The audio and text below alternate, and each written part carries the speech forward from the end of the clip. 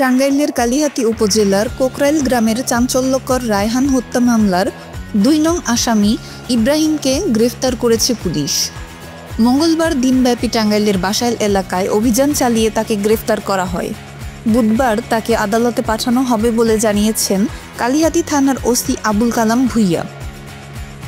আলোচিত এই হত্যাকাণ্ডের মামলার মাত্র ১৫ ঘণ্টার মধ্যেই পুলিশ সুপারের নির্দেশে সহকারী police super Kalihati circle Abdullah Al Imran, Kalihati থানার ওসি আবুল কালাম ভূঁইয়া, এসআই মিজানুর রহমান ও এসআই মিন্টু ঘোষের নেতৃত্বে একদল পুলিশ অভিযান চালিয়ে ইব্রাহিমকে বাসাইল এলাকা থেকে গ্রেফতার করা হয়।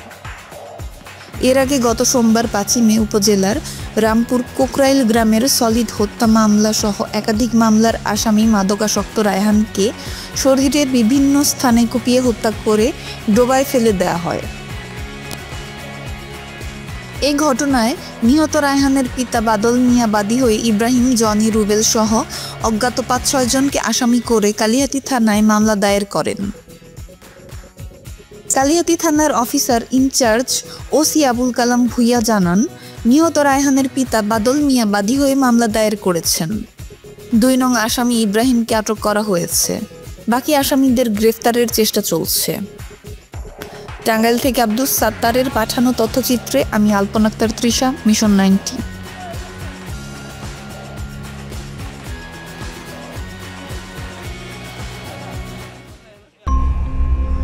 মিশন 90 সংবাদের পিছনে নয়, ভিতরে ছুটি।